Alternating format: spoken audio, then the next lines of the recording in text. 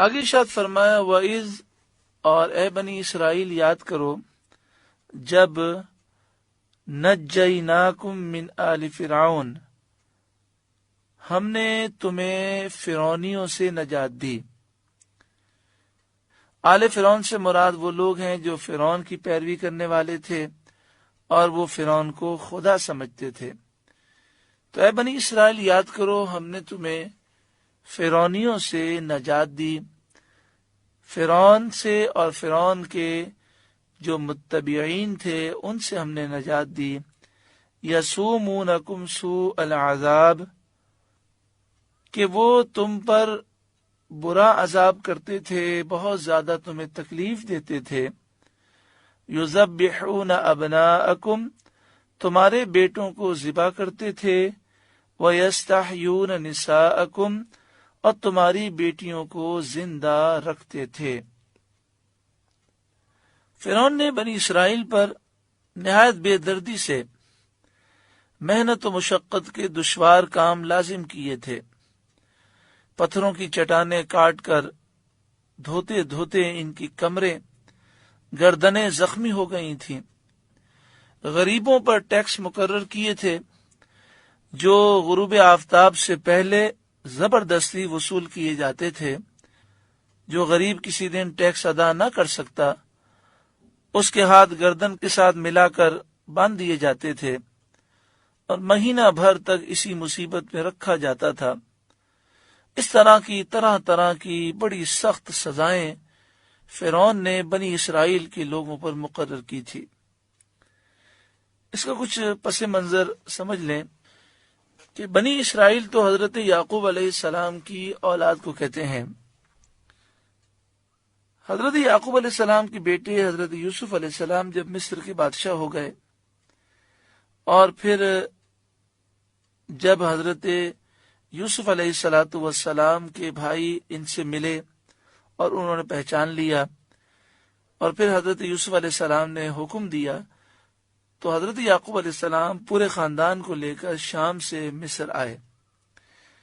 اس وقت اس خاندان کی تعداد یعنی حضرت یعقوب علیہ السلام کے بیٹوں پوتوں کی تعداد یہ 72 تک پہنچی تھی۔ پھر کئی سو برس یہیں رہے۔ بعد میں یہاں پر ظالم حکمرانوں کی بادشاہت ہوئی۔ اس میں سے ایک ظالم بادشاہ ولید بن مصعب بن ریان تھا۔ یہاں فرعون سے وہی مراد ہے، ولید بن مصعب بن ریان۔ اس کی عمر ایک روایت کے مطابق 400 سال ہوئی۔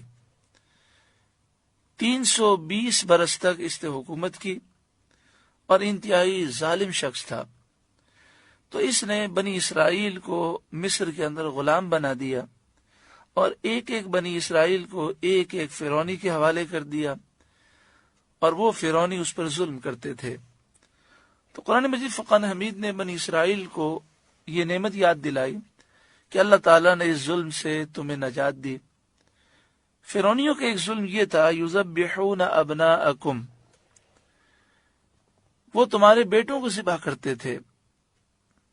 فرعون نے ایک خواب دیکھا کہ بیت المقدس کی طرف سے آگ آئی، اس نے مصر کو گھیر کر تمام فرعونیوں کو جلا ڈالا اور بنی اسرائیل کو کچھ بھی نقصان نہ پہنچا۔ اسے بڑی وحشت ہوئی۔ کاہنوں سے اس نے تعبیر پوچھی تو کاہنوں نے کہا کہ بنی اسرائیل میں ایک لڑکا پیدا ہوگا جو تیرے ہلاک ہونے کا باعث ہوگا اور تیری سلطنت کے زوال کا باعث ہوگا۔ یہ سن کر فرعون نے حکم دیا کہ بنی اسرائیل میں جو لڑکا پیدا ہو قتل کر دیا جائے۔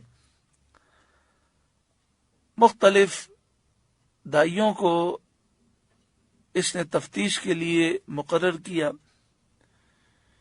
ایک روایت یہ ہے کہ 12,000 اور ایک روایت یہ ہے کہ 70,000 لڑکوں کو اس نے قتل کیا، 90,000 حمل گرا دیے گئے۔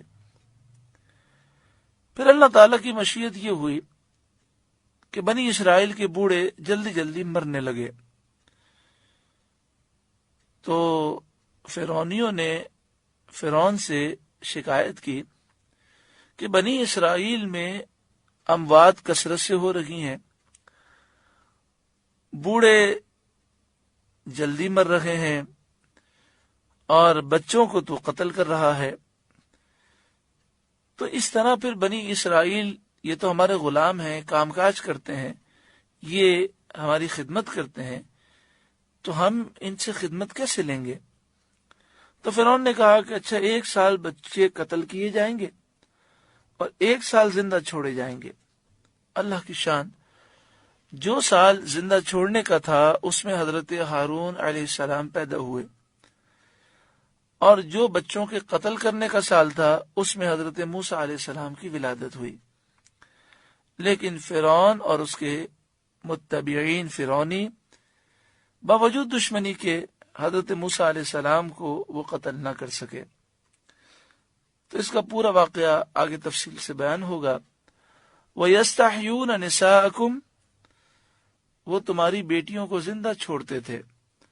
جس قوم میں لڑکے مار دیے جائیں اور بچیاں زندہ رکھی جائیں، اس قوم کے لیے زندگی بسر کرنا کتنا مشکل ہوتا ہے۔ وَفِي ذَلِكُمْ بَلَاءٌ مِّن رَبِّكُمْ عَظِيمٌ، اور اس میں تمہارے رب کی طرف سے بڑی آزمائش تھی۔ اللہ تعالیٰ نے آسانی فرمائی اور اس مصیبت سے تمہیں نجات دی۔